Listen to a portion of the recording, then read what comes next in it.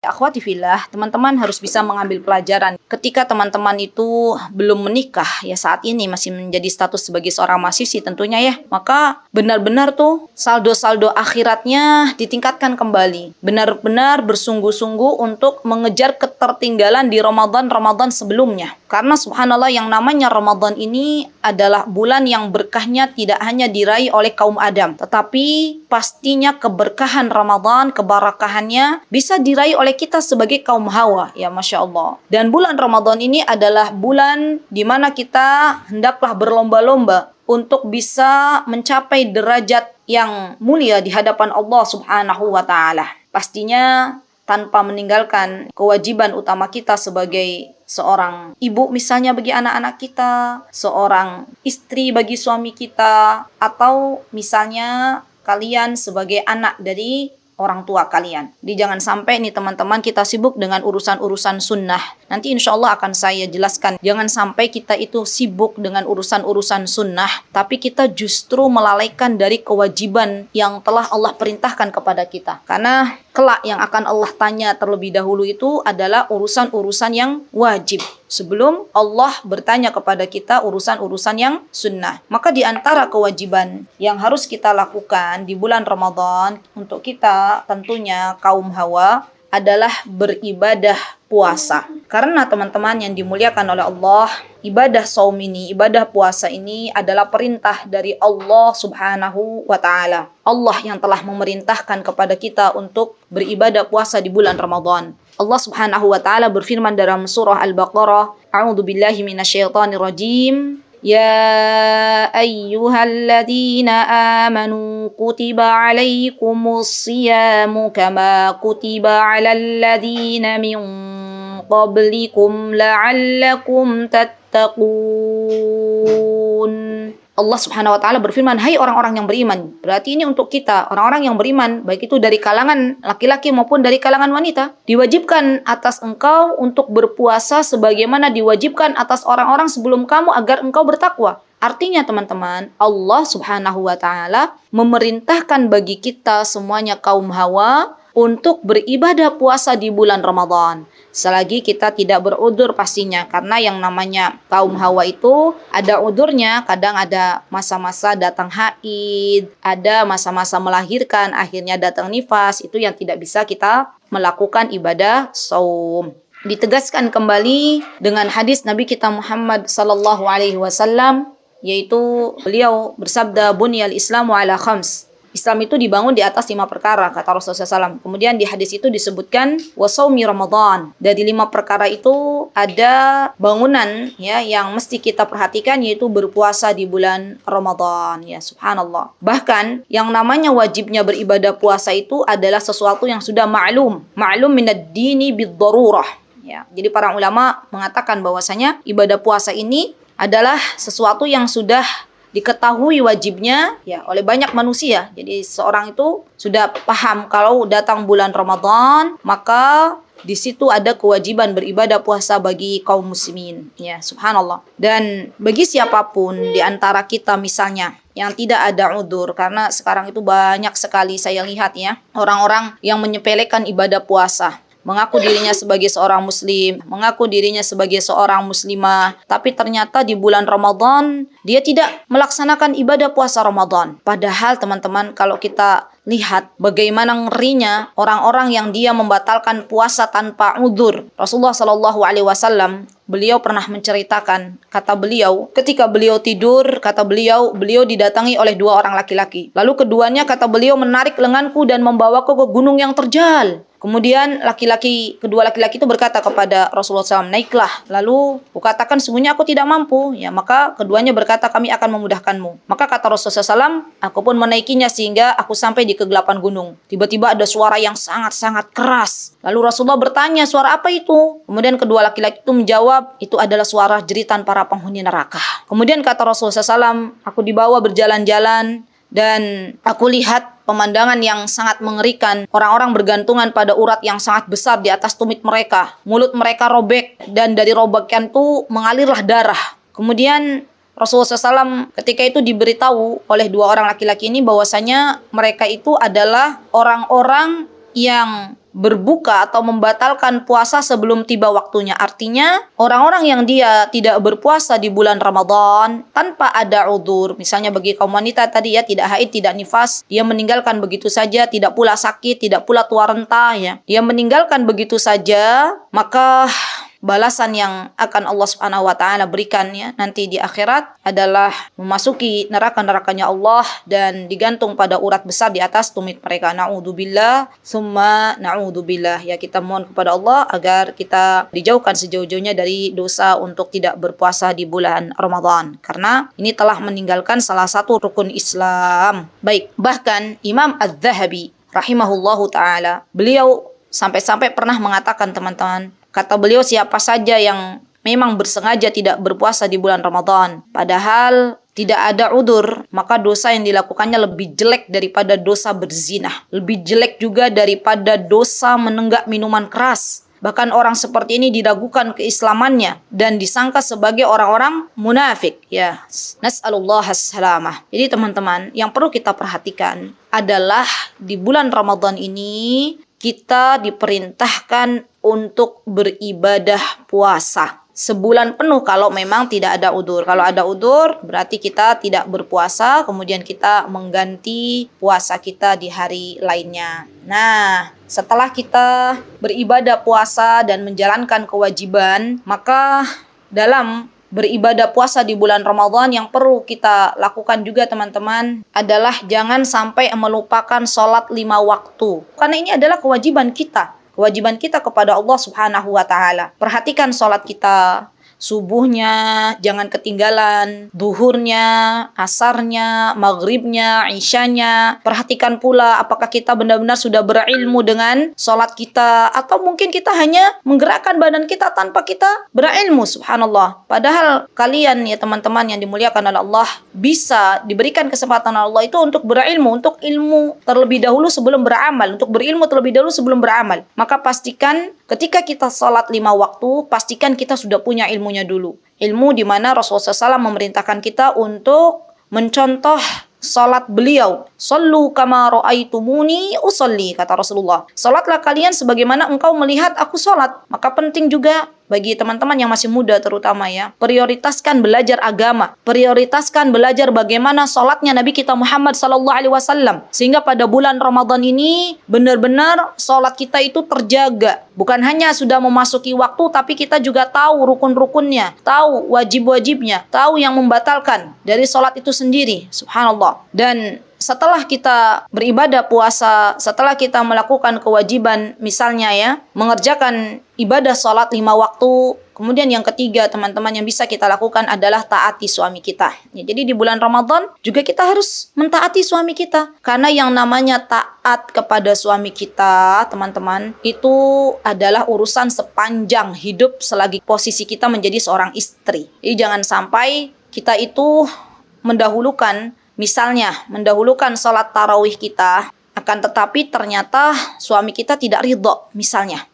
Kita bisa melihat yang namanya sholat tarawih itu sunnah, yang namanya taat kepada suami itu wajib, ya kan? Bahkan yang namanya wanita kalau mau saum sunnah, puasa sunnah, itu dia hendaklah izin dulu ke suaminya. Artinya kalau misalnya suaminya tidak mengizinkan, istriku, belahan jiwaku, hari Senin ini jangan saum dulu ya. Ya kita bilang, baik suamiku, kita nggak puasa. Rasulullah SAW memerintahkan itu. Jadi bagi siapapun kaum wanita yang kalau mau mengerjakan saum sunnah, maka hendaklah izin terlebih dahulu. Begitu pula dengan ibadah-ibadah sunnah lainnya. Jadi jangan sampai teman-teman di bulan Ramadan ini kita benar-benar mengerjakan banyak sekali amalan-amalan soleh. Ternyata kita lupa untuk mentaati suami kita. Padahal itu adalah sebuah kewajiban. Sampai-sampai Rasulullah SAW itu pernah menjelaskan dalam sebuah hadis, kata beliau nih, dan ini hadis ini spesial untuk kita kaum wanita. Apa kata beliau? Idza shallatil mar'atu khamsaha. Ini yang harus kita ingat-ingat ya teman-teman. Kalau ada seorang wanita imro'ah, dia sholat 5 waktu, dijaga sholat 5 waktunya. Wa shamat syahroha. Dan dia berpuasa di bulan Ramadan. Wa hafidhat farjaha. Dan dia jaga tuh kemaluannya. Kemudian wa ata'at zaujaha, dalam riwayat lain wa ata'at ba'laha, sama ba'al itu zauj artinya, dan dia taati suaminya, maka Allah Subhanahu wa taala akan beri kepadanya, kepada wanita ini di akhirat nanti, untuk bisa memasuki surganya Allah Azza wa Jalla dari pintu manapun yang ia kehendaki. Allahu Akbar. Bukankah ya akhwat, kita mau memasuki surga Allah Subhanahu wa taala dari pintu manapun yang kita kehendaki? Itu kan harapan kita, cita-cita terbesar kita. Maka di sini Rasulullah sallallahu alaihi wasallam tidak memberikan sebuah beban kepada umatnya. Perhatikan 4 ini, perhatikan 4 poin ini. Biasanya kalau saya mengisi kajian ibu-ibu, biasanya ya yang offline di Yogyakarta ataupun di luar Yogyakarta atau di luar pulau Jawa, itu biasanya kalau saya menyebutkan 4 perkara ini di ibu-ibu, mesti saya kemudian bilang, ibu-ibu kira-kira dari 4 poin ini yang paling berat mana? Mereka serentak tuh jawab ya, satu suara mereka jawab. Yang keempat, Ustazah, taat ke suami. Masya Allah, ternyata ya taatnya kita kepada suami kita itu bisa mengantarkan kita ke dalam surganya Allah. Ya subhanallah, subhanallah ya akhwat. Berarti wasamat syahroha, puasa di bulan Ramadan itu lebih ringan untuk bisa kita lakukan kan? Menjaga ibadah salat 5 waktu lebih ringan untuk kita lakukan sebagai kaum wanita. Nah, perhatikan 4 ini teman-teman. Di situ kita bisa lihat Rasulullah SAW tidak mengatakan untuk para wanita lihatlah ibadah sunnah, salat sunnah kalian, lihatlah ibadah saum sunnah kalian. Tidak. Rasulullah hanya mengatakan 4 perkara ini. Tapi bukan berarti di sini kita tidak boleh salat sunnah ya akhwat. Tidak, ya tetap salat sunnah boleh kita lakukan. Tapi itu syaratnya ya, jangan sampai kita meninggalkan kewajiban kita sebagai seorang istri untuk mentaati suami-suami kita. Baik, setelah kita tahu poin-poin yang perlu kita prioritaskan ya untuk bisa kita lakukan di bulan Ramadan ini, maka kemudian poin yang selanjutnya yang bisa kita lakukan akhwati fillah di bulan Ramadan ini adalah dengan memperbanyak membaca Al-Quran.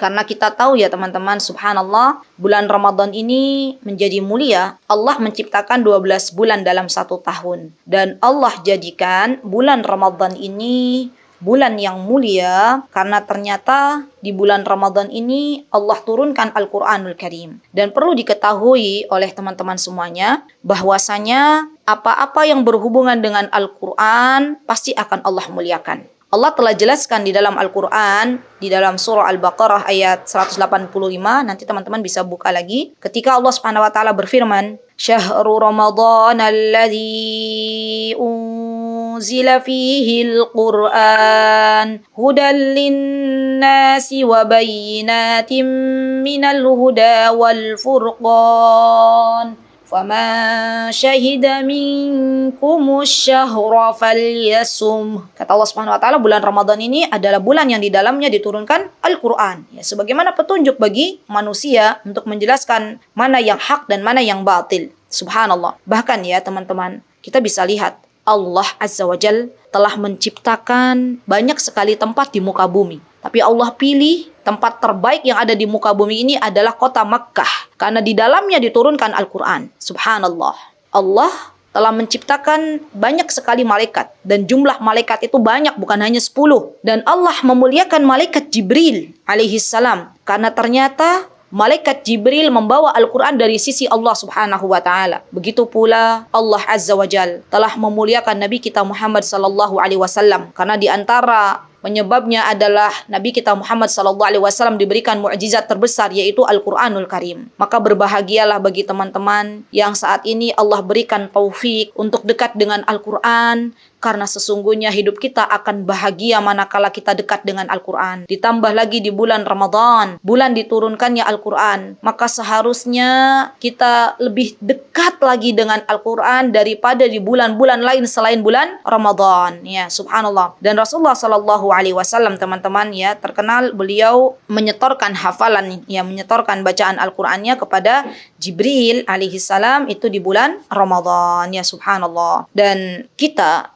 tahu bahwasanya yang namanya membaca Al-Quran itu adalah amal solih yang sangat luar biasa mulia. Bisa dibayangkan saja teman-teman, baca satu huruf dari Al-Quran sudah ditulis oleh Allah Subhanahu wa taala dengan 10 kebaikan. Teman-teman baca Bismillahirrahmanirrahim 19 huruf. Teman-teman baca bismillah, baru baca bismillah sudah dapat 190 kebaikan. Subhanallah. Bagaimana teman-teman baca satu halaman, ya kan? Maka berapa ratus kebaikan yang akan kita dapatkan. Saldo-saldo akhirat kita akan bertambah. Subhanallah. Fokuskan, prioritaskan di bulan Ramadan ini teman-teman untuk membaca Al-Quran. Bahkan subhanallah, Nabi kita Muhammad SAW memperbolehkan bagi umatnya untuk menyelesaikan membaca Al-Quran spesial di bulan Ramadan ini kurang dari 3 hari. Kalau selain bulan Ramadan, yang namanya membaca Al-Quran itu harus lebih dari 3 hari ya. Nah, untuk Ramadan ini spesial boleh kurang dari 3 hari. Dan menjadi sebuah kebiasaan bagi Imam Syafi'i rahimahullah, Muhammad bin Idris Asy-Syafi'i. Beliau biasa menghatamkan Al-Quran ya. Dan ini nasihat pastinya untuk diri saya. Ketika saya menyampaikan ini bukan berarti saya bisa seperti Imam Syafi'i. Bukan ya teman-teman, bukan ya. Jadi ini juga pelajaran untuk saya, untuk sebagai pengingat ya. Bahwasanya Imam Syafi'i saja, beliau tuh menghatamkan Al-Quran setiap hari 2 kali. Bisa dibayangkan enggak teman-teman? 1 kali 24 jam yang Allah berikan kepada Imam Syafi'i itu dipakai oleh beliau untuk 2 kali hatam. Dari juz 1 sampai juz 30,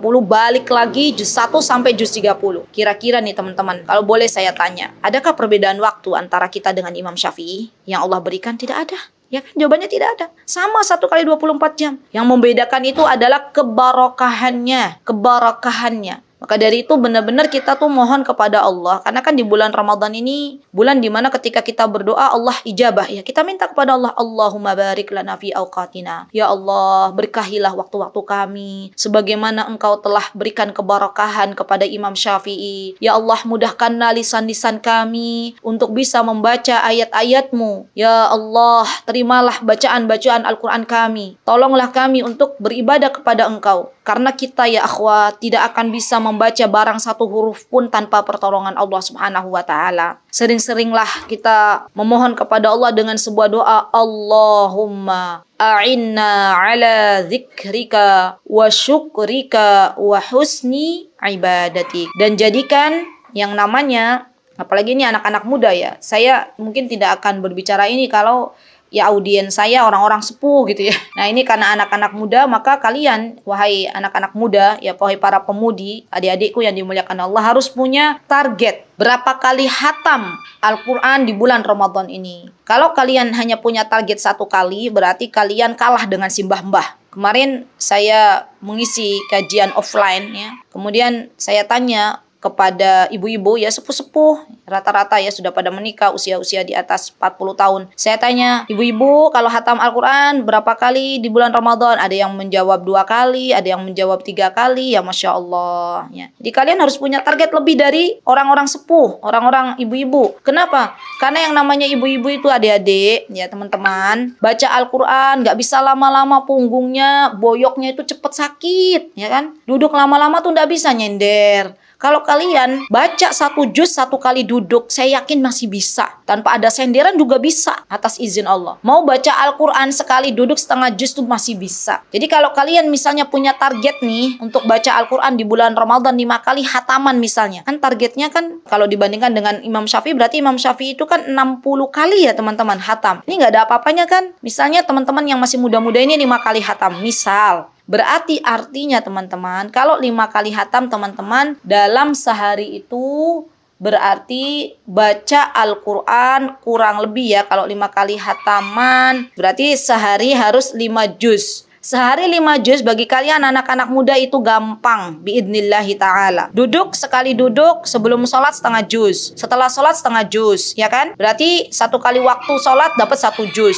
5 kali waktu sholat sudah dapat 5 juz. Subhanallah. Dan ini harus continue, harus istiqomah. Untuk memulai sebuah hal, kebaikan itu awal-awalnya harus dipaksa. Nggak apa-apa. Kita awal-awal tuh berat, nggak apa-apa. Dan yang paling penting nih teman-teman, kalau teman-teman baca Al-Quran, baca Al-Quran tuh dari mushaf, itu lebih baik daripada dari aplikasi HP. Bukan nggak boleh dari aplikasi HP, masalahnya kalau baca dari aplikasi HP dikit-dikit ya, lagi baru baca Bismillahirrahmanirrahim Bismillahirrahmanirrahim. Atau boleh baca ta'awud. A'udzubillahi minasyaitonirrajim. Tring, ada godaan lagi, ya kan? Jadi yang perlu dibelenggu di bulan Ramadan ini ya, subhanallah, ternyata bukan setan saja yang dibelenggu oleh Allah, HP kita juga dibelenggu. Karena saya tuh miris lihat anak-anak muda zaman sekarang itu, mereka selalu HP itu dipegang seperti mereka memegang barang berharganya gitu ya. Jadi perlu teman-teman tuh cuti dulu sebentar untuk tidak banyak memegang HP kecuali untuk keperluan yang sangat-sangat mendesak ya di bulan Ramadan ini, spesial khusus bulan Ramadan. Baik, insya Allah bisa ya, insya Allah minimal misalnya 5 kali hataman ya, Masya Allah. Minta kepada Allah zat yang memampukan kita semuanya untuk bisa menghatamkan Al-Quranul Karim. Baik, kemudian setelah kita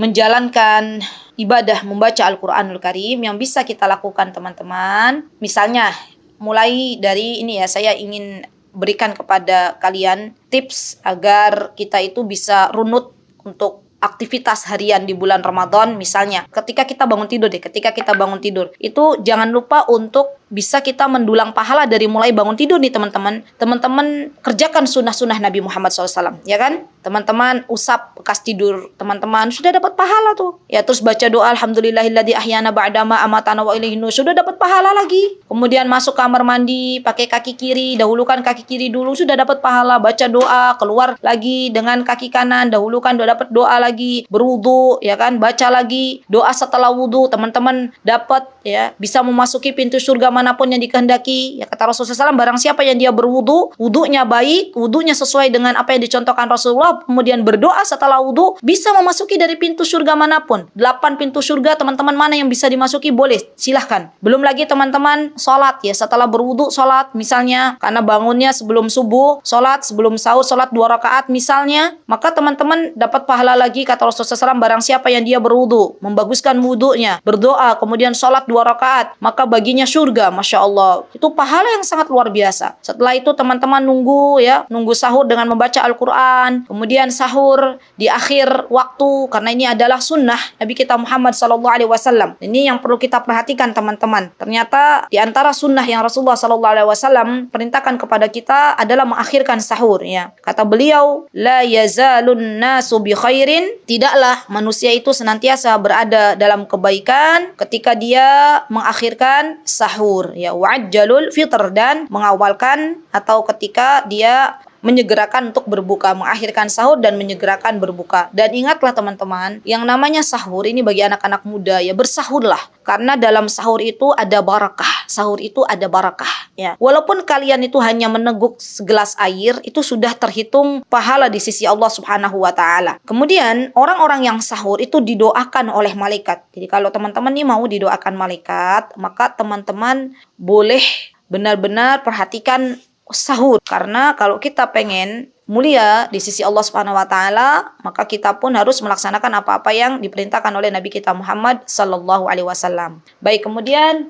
kita juga bisa ya, kalau masih ada waktu, sisa-sisa waktu, misalnya sebelum sahur tadi ya, di samping membaca Al-Qur'an, kita juga banyak beristighfar. Karena teman-teman yang namanya calon-calon penghuni surga tuh, di antara amalan-amalan nih, calon-calon penghuni surga, dia tuh banyak beristighfar di waktu sahur. Teman-teman boleh baca astaghfirullah wa atubu ilaik. Boleh juga baca sayyidul istighfar, Allahumma anta rabbi la ilaha illa anta, sampai akhir ya. Teman-teman boleh berdoa kepada Allah Subhanahu wa taala, karena doa di akhir itu di sepertiga malam itu juga diijabah oleh Allah Subhanahu wa taala. Baik, kemudian setelah adzan berkumandang, teman-teman ambil air wudu kalau sudah batal wudunya. Kalau belum batal wudunya, lanjut sholat sunnah qobliyah subuh, baru kemudian setelah itu sholat subuh ya. Bagi wanita boleh sholat subuh di rumahnya, itu lebih afdal ya. Kalaupun misalnya mau sholat di masjid, maka bagi para bapak-bapak tidak melarang wanita untuk sholat di masjid, tapi ada syarat dan ketentuan berlaku pastinya. Nah, setelah sholat subuh, teman-teman bisa lagi mendulang pahala, lanjutkan zikir subuh. Setelah zikir subuh, teman-teman lanjutkan untuk zikir pagi. Zikir setelah salat, baru kemudian zikir pagi. Ya, Masya Allah. Dan ini teman-teman pastikan zikir pagi itu sebagai rutinitas kita harian ya. Karena Imam Ibn Al-Qayyim rahimahullah pernah mengatakan, zikir pagi itu adalah seperti kita memakai baju besi. Kalau kita baca zikir pagi, zikir sore, itu seperti kita memakai baju besi. Semakin tebal baju yang kita pakai, maka panah pun tidak akan bisa menusuk orang yang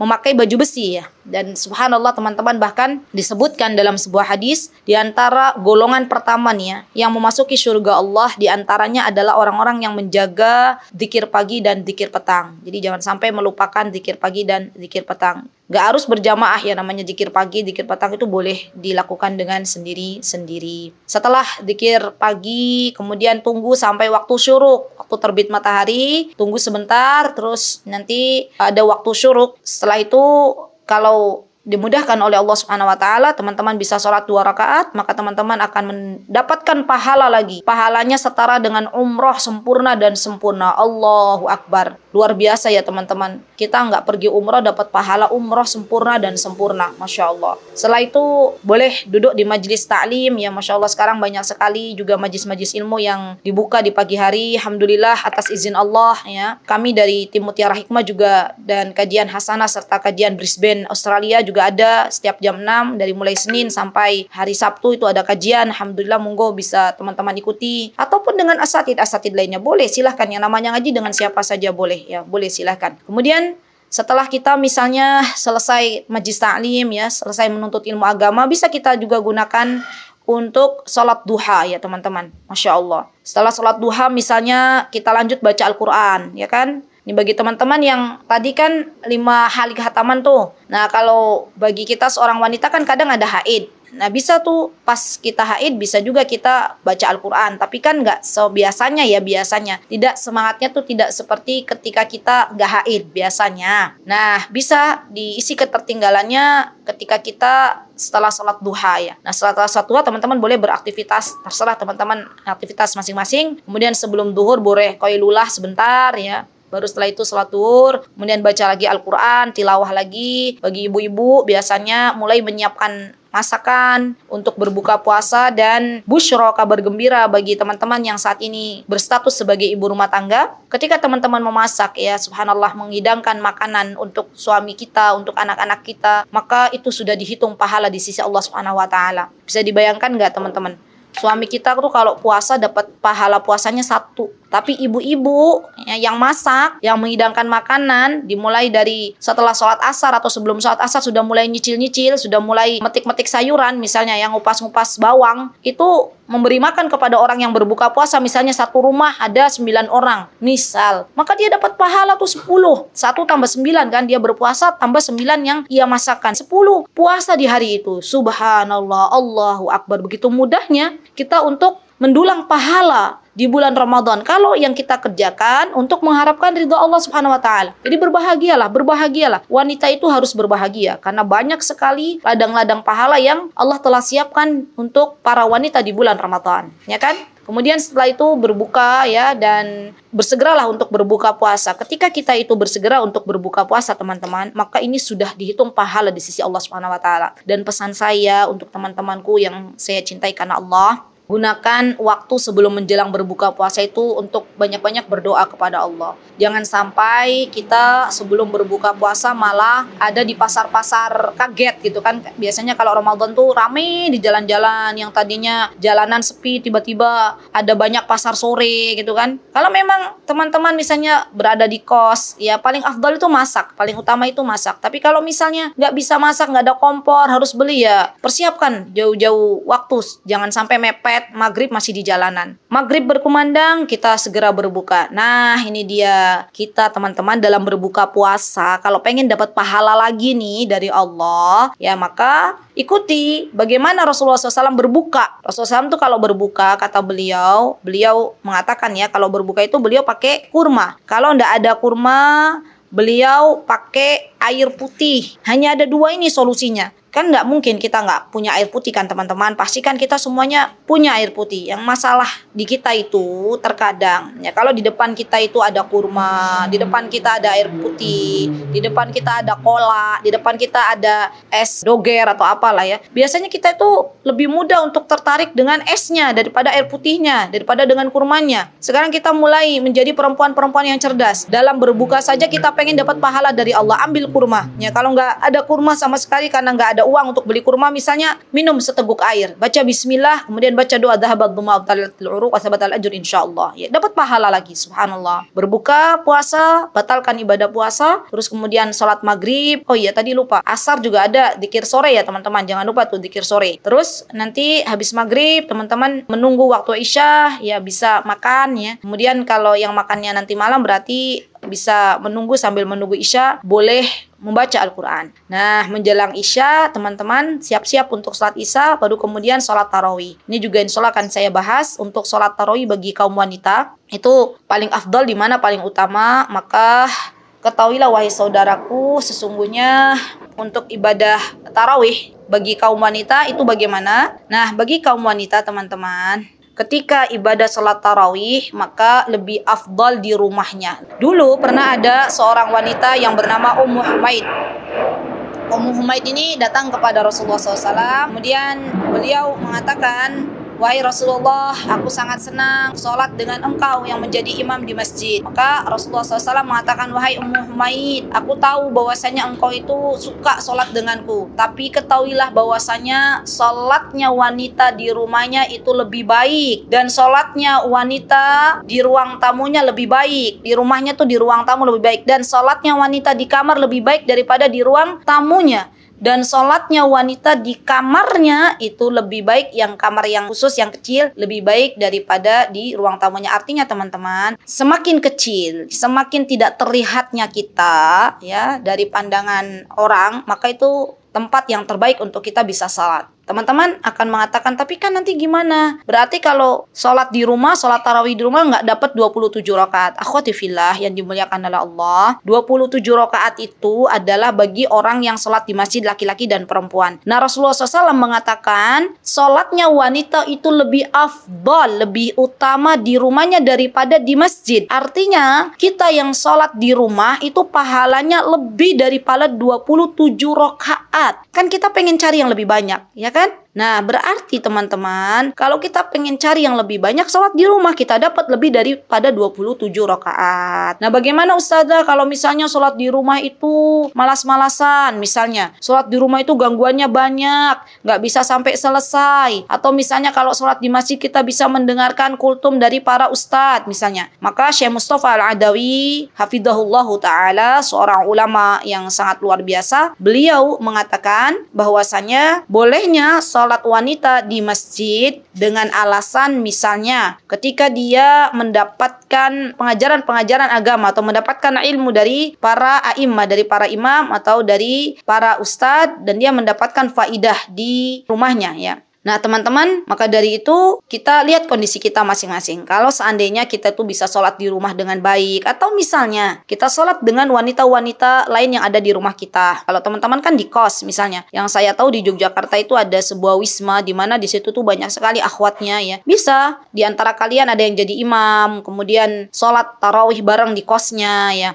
Atau misalnya kita yang berada di rumah kita bisa sholat dengan anak-anak perempuan kita, dengan adik kita yang perempuan, dengan ibu kita yang perempuan, dan itu akhirnya kita bisa sholat berjamaah. Kalau misalnya nggak bisa berjamaah, boleh nggak sholat tarawih sendiri? Boleh, karena yang namanya sholat tarawih ini adalah sholat sunnah ya. Baik, setelah kita sholat tarawih ya, sambil kita menunggu misalnya mau memejamkan mata, maka kita boleh untuk membaca Al-Quran kembali, bertilawah. Kalau teman-teman tahu ya, kalau kita kan masih merasakan tidur di malam hari bulan Ramadan ya. Kalau orang-orang Arab, orang-orang Timur Tengah tuh teman-teman yang pernah saya ketahui, mereka itu kalau sudah datang bulan Ramadan, mereka tuh biasanya menjadikan malam jadi siang, siang jadi malam. Jadi mereka terkadang nggak tidur tuh kalau malam bulan Ramadan, nggak ada tidurnya. Dan itu sudah menjadi kebiasaan bagi mereka. Coba teman-teman cek, kalau punya teman di Timur Tengah, kalian kalau Ramadan tuh malam hari apa yang dilakukan? Jawaban mereka mesti kita menghidupkan malam gitu ya, dengan membaca Al-Quran, dengan menuntut ilmu. Dan subhanallah saya mendapatkan ya teman-teman, hari ini di banyak ruangan-ruangan Zoom itu dibuka makroah. Makroah itu maksudnya seperti kita baca gitu ya, baca Al-Quran secara gantian. Dan itu di kita jam 12:30 2:30 ya, dibuka roomnya itu jam 3 lah, mulai jam 3. Di mereka itu jam 10 malam. Ya, jam 10 malam. Bisa dibayangkan nggak, jam 10 malam ada syekho membuka makroah. Bukannya tidur, tapi malah membuka majlis ilmu. Artinya mereka itu memang kalau malam nggak tidur. Kalau siang, ya habis sholat duha, mereka biasanya tidur. Subhanallah. Jadi kalau teman-teman yang memang mau tidur, ya baca Al-Quran dulu sebelum tidur,